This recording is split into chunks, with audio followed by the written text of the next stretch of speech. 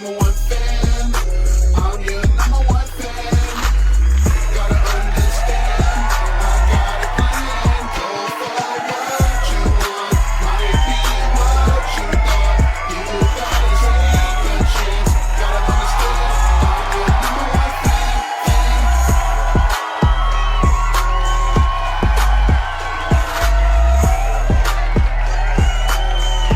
Number one fan.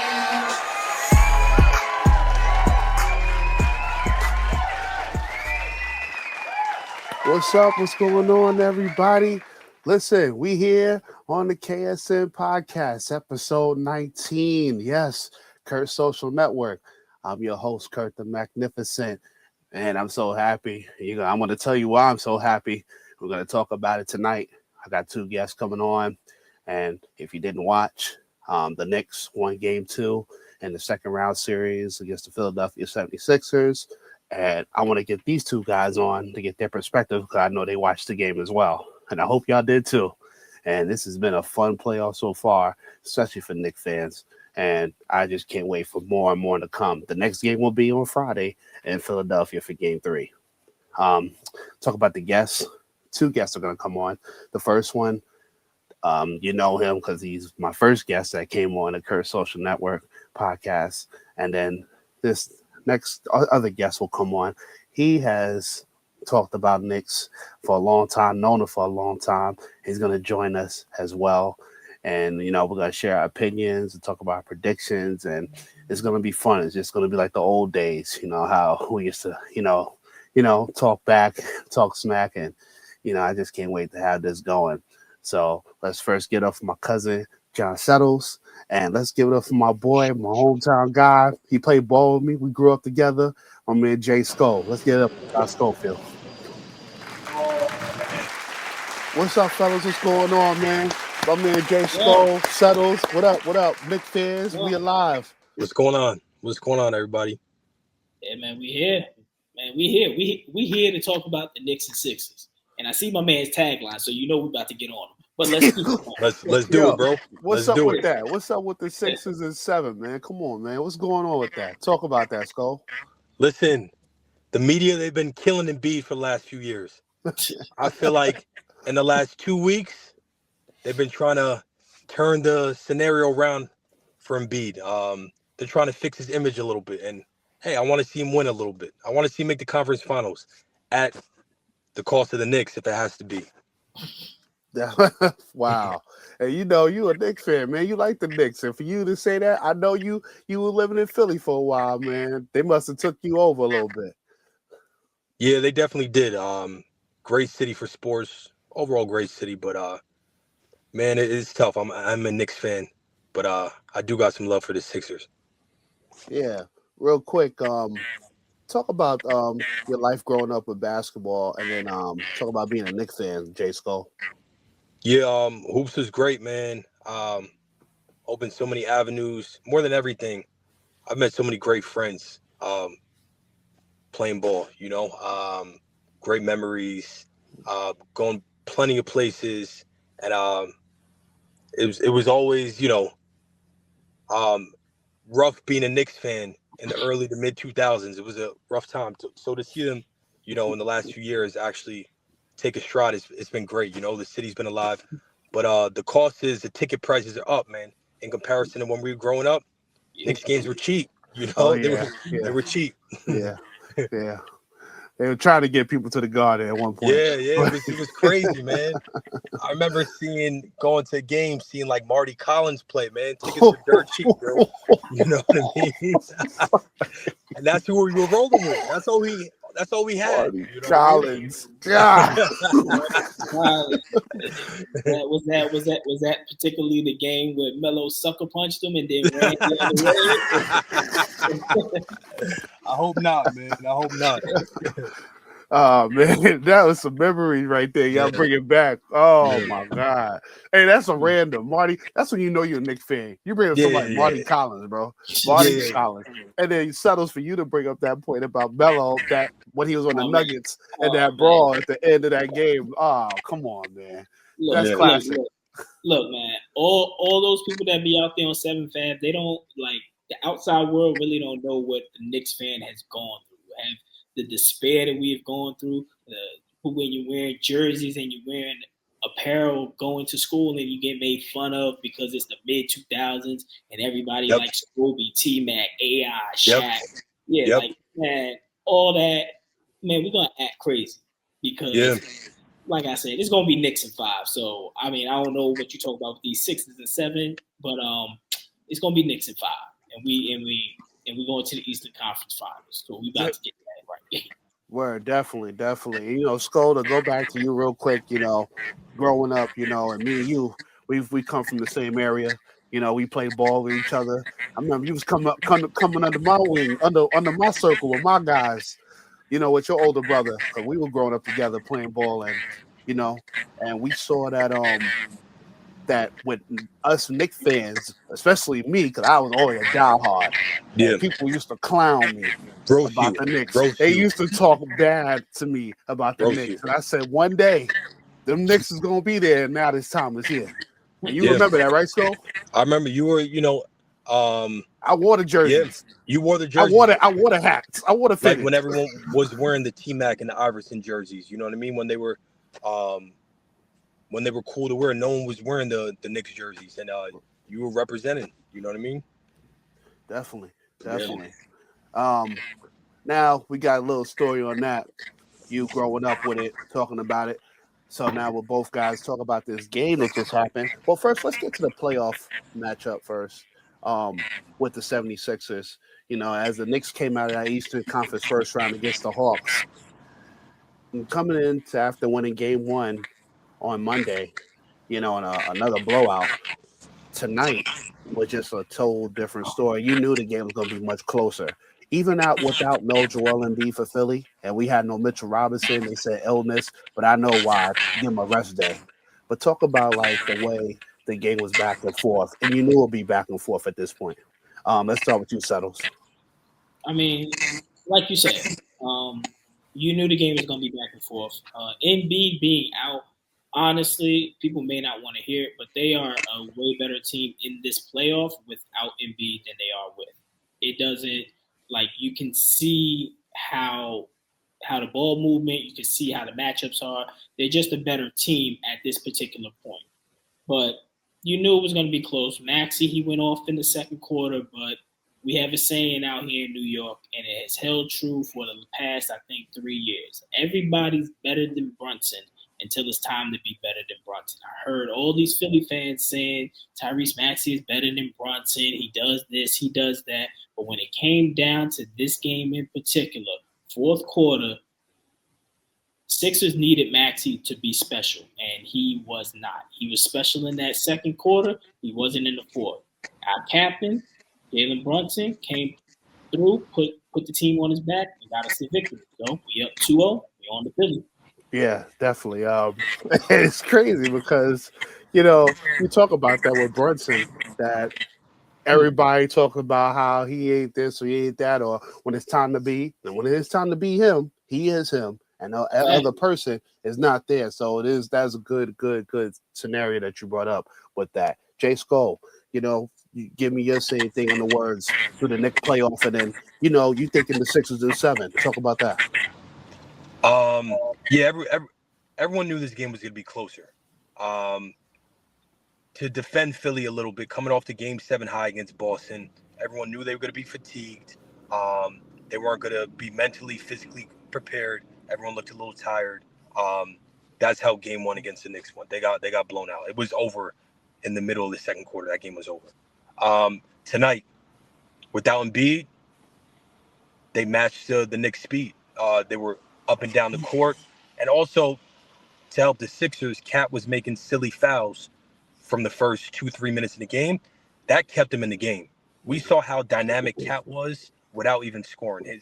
His passing the ball for backdoor cuts. You know, he took a few threes. He just spaced the floor out. But Cat not being in the game really gave the Sixers a chance to hang in the entire game. And it's going to be interesting going to Game 3 with Embiid being back and Mitchell Robinson. They both needed rest. How this series is going to swing. believe it or not, Philly could have stole the game tonight. The Knicks were close to blowing it, and it would have been a bad loss for the Knicks. The momentum going back to Philly and Embiid coming back, the whole series would have swung if the Knicks dropped this. But they took care of business and they did what they had to do. Yeah, I think it was important for them to get these 2 games at the Garden, because then you go 2-0, and now you go to Philly. I always say this when you go away, especially with the Knicks, you figure you're going to split, 1-1. They either win game 3 or win game 4. They're probably not going to come out with both. If they do, it's great. But you figure now you got the 2-0, and you just need just one to come out of there to bring it back to game 5 to close it out. Don't you agree, Scho? Yeah, I agree 100%. Yeah, if they split in Philly, they'll be in a good spot. And I think that's how this series, just me taking a guess, I think that's how it's going to go. They're probably going to split in Philly. I'm not sure if it's game 3 or game 4. They'll probably split. Suttles, what do you think as well on that? I think it's going to be a split.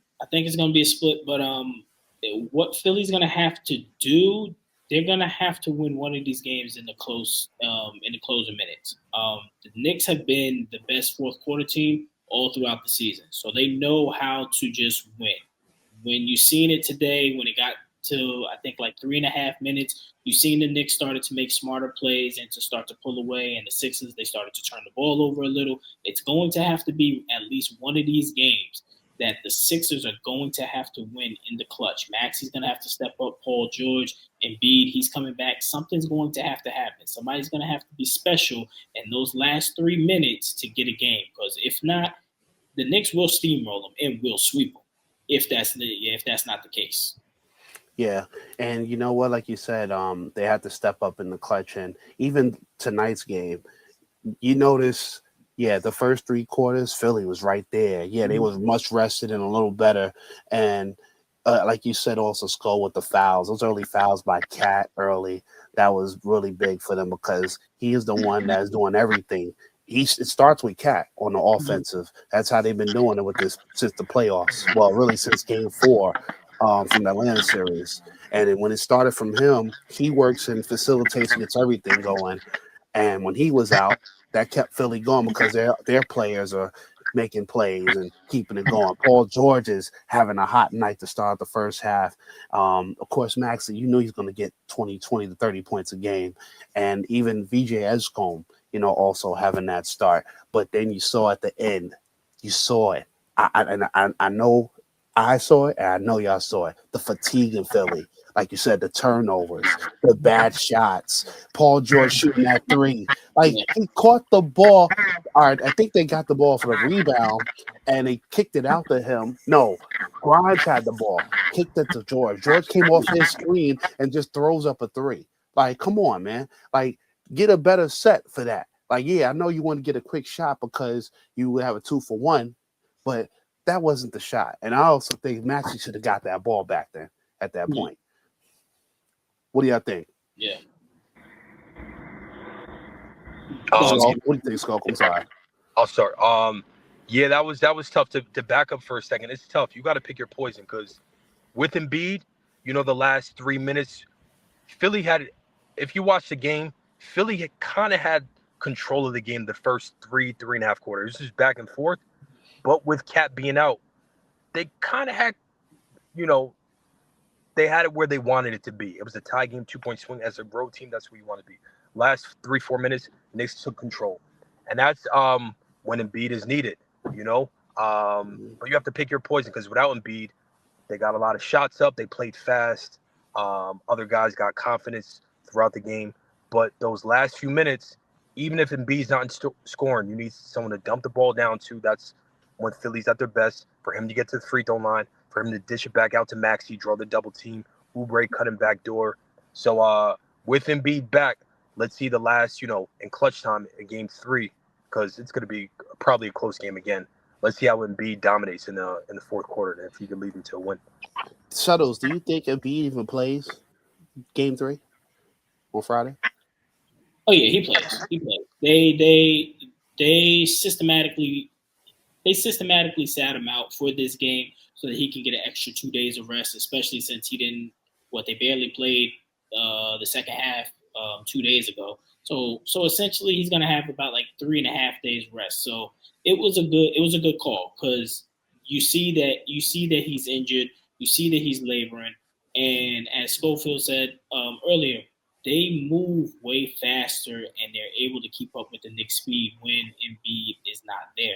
When Embiid is there, everything's gonna have to slow down. Now that works when it's in the clutch, but the Knicks have like legitimately targeted Embiid. That first game, they ran like 23 to 24 pick and rolls with Embiid in there because they want Brunson on Embiid. Well, they want Embiid on Brunson, and they was taking advantage of it. Now, when we come to game 3, we're going to see how Embiid is moving. He's going to try to pick up some early fouls on Cat and Mitch and try to get to the line.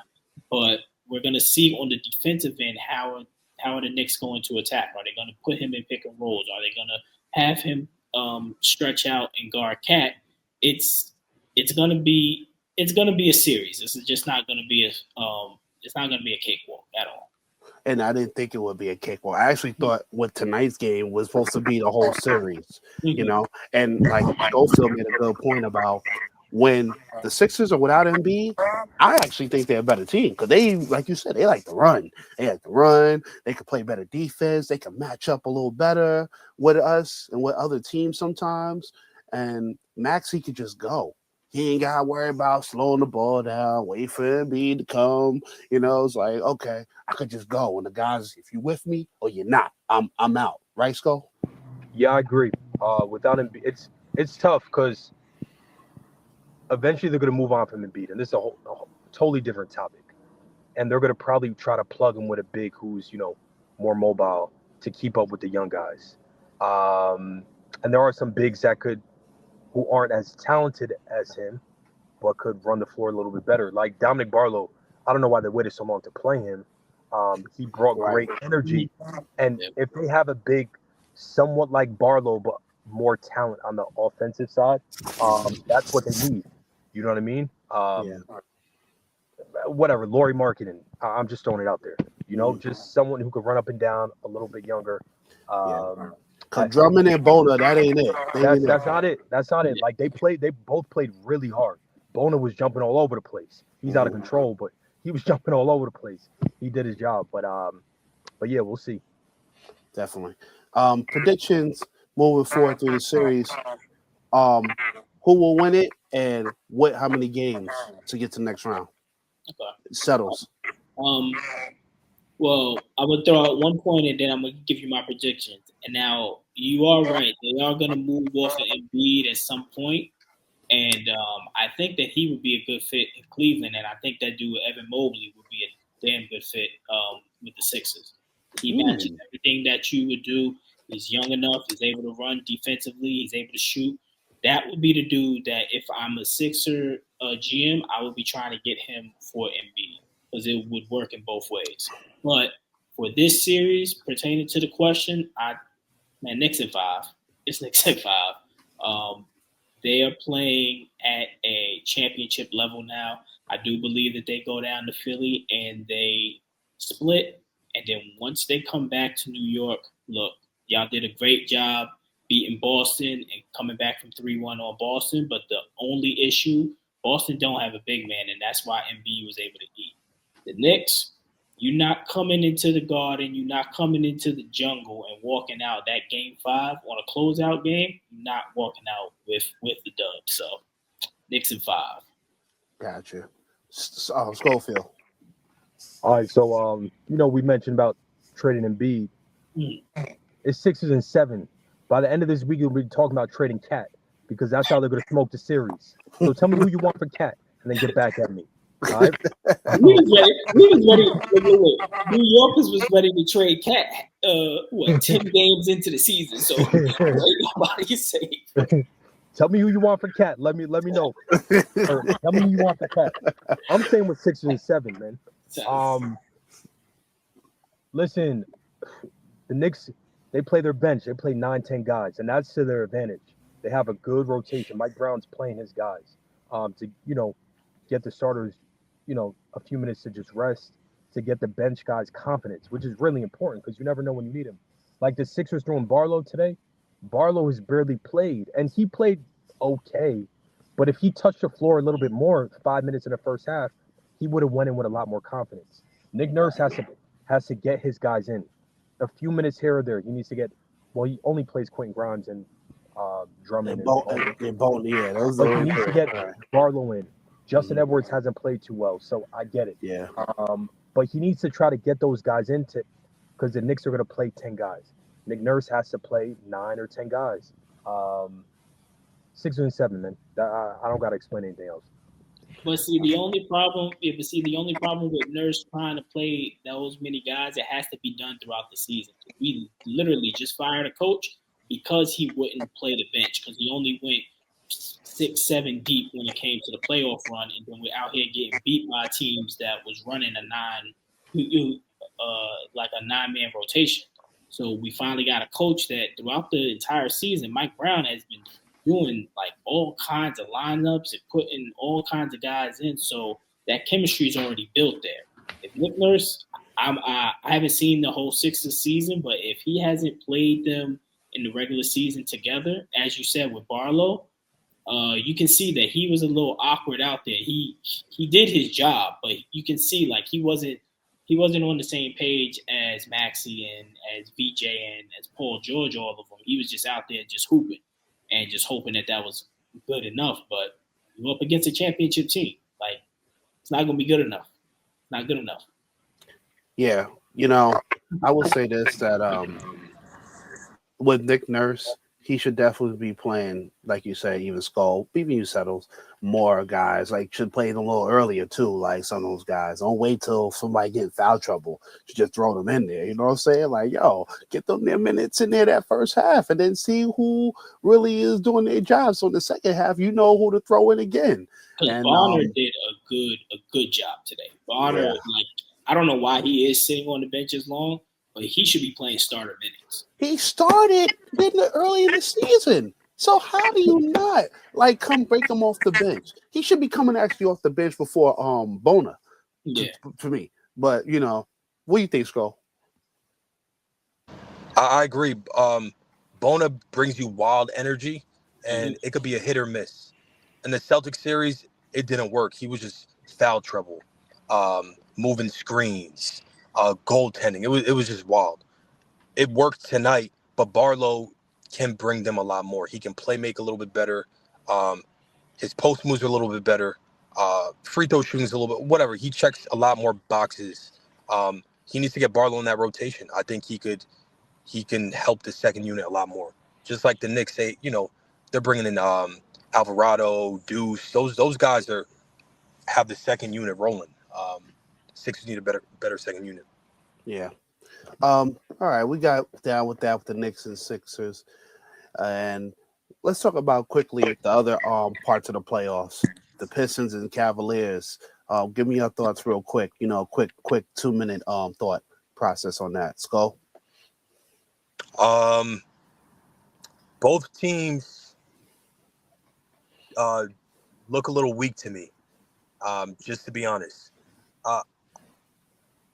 I think a lot of people predicted whoever wins this Knicks-Sixers series can probably beat both of those teams.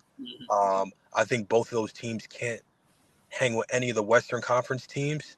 As everyone knows, the Pistons' issues are, besides Cade touching the ball, they have Tobias Harris looking for a shot. That's a problem. That's the problem.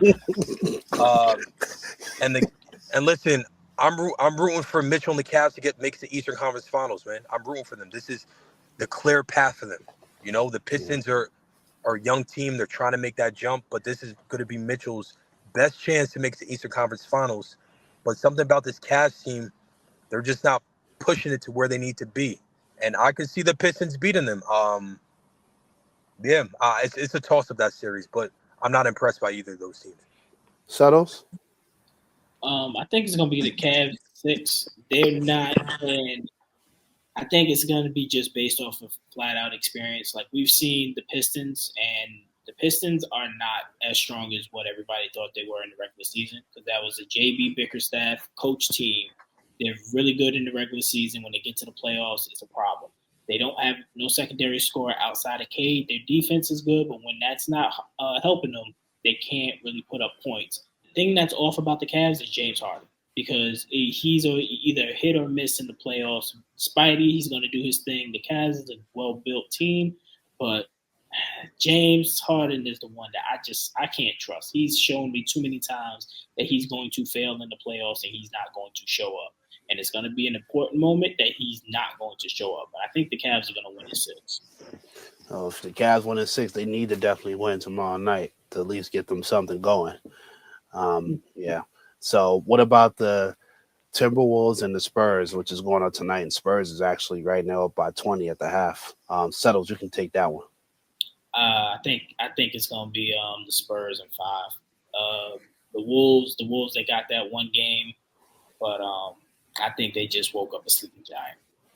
That's basically it. I just think they woke up a sleeping giant, right. And the Spurs, they're not going to really be able to compete. And yeah, Spurs in 5. Skull. Agreed. The media turned on the Spurs quick after losing game 1. Saying the Timberwolves could be a sweep. Wolves in 5.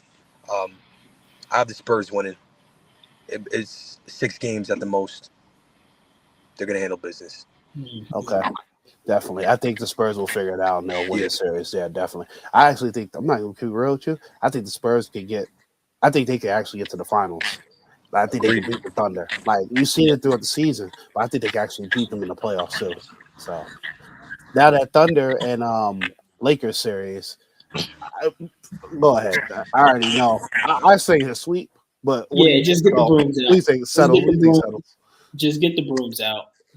Yeah, man, just get the brooms out. Thunder looks like they're gonna have a cakewalk to the conference until they have to play the Spurs. But the Lakers, they have too many deficiencies.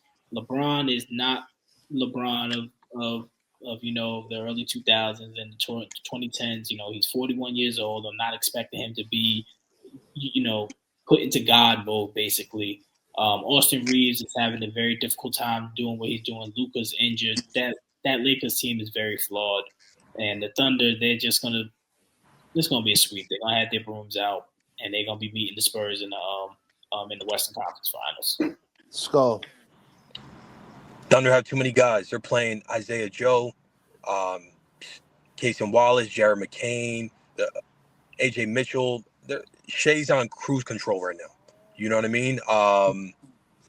Yeah, they're gonna easily handle the Lakers, and they're gonna play their 10 guys and have their main guys fresh for the next round.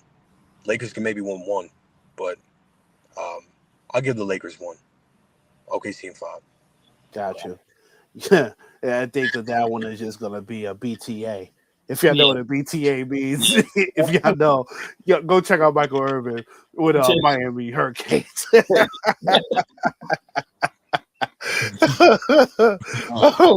Last thing before we go, real quick, did y'all see the Cameron episode on First Take with Stephen A? I saw clips. It's hilarious, man. It's hilarious. I thought that was phenomenal. I actually thought Cameron, I think he should come back again. Like, I think he leveled out Stephen A a little bit. I thought it was great. Yeah, it was very entertaining. It was very entertaining because Cameron knows how to poke buttons. Like, he knows how to push those buttons and everything like that. So yeah, he definitely has the charisma for it. Yeah. What you said, Skull? He has the charisma. Sorry to cut you off. He has the charisma for it. Mm-hmm. Yep, you're absolutely right. Yeah, I definitely thought that whatever Stephen A throws out, he would like combat or debate back with him, and I just thought that worked out well. Man, I was actually amazed and impressed with Cam and how he did that. I actually think they can do something together. To me, shoot, I think it would work. Yeah. All right, y'all. Well, look, I appreciate y'all coming on. Thank y'all for taking the time out. I know it's a little late, but I was glad to see the Knicks get that win. And the playoffs has been, really, really good. And I just hope, everything keeps going as far as with the New York Knicks win. Skull, with you with the Sixers, good luck to that. Okay? Last thing. I bought tickets for Game 4 Mother's I'm trying Day. to put them on the I'm trying to put them on the resale, but the Knicks are up 2-0, so it's not looking too good. Yeah, I was you hoping look- the Sixers took one. It ain't looking too good. Yeah, it ain't looking too good. You know, I was thinking about going. I saw some good deals, but then I came up because Mother's Day. I said, nah, we're not gonna do that. Yeah, nah, you definitely ain't gonna do that. I can tell you that right now. You definitely. Yeah. But look, y'all, I appreciate y'all coming on. Thank you. You know, y'all my guys, man. You know, I know y'all for a long time. Cousin, good friend J Scho. And I appreciate y'all again. Thank you for coming on the KSN podcast. All right, man. No problem, man. Salute. Appreciate it. Thank you. Y'all stay in the chat as we sign off. To everybody who watched and listened, appreciate y'all. You know, thank you for listening to another good edition from the KSN Podcast, the Kurt Social Network. I'm your host, Kurt the Magnificent. Peace, love. You already know. Have a good night, y'all. Number one fan.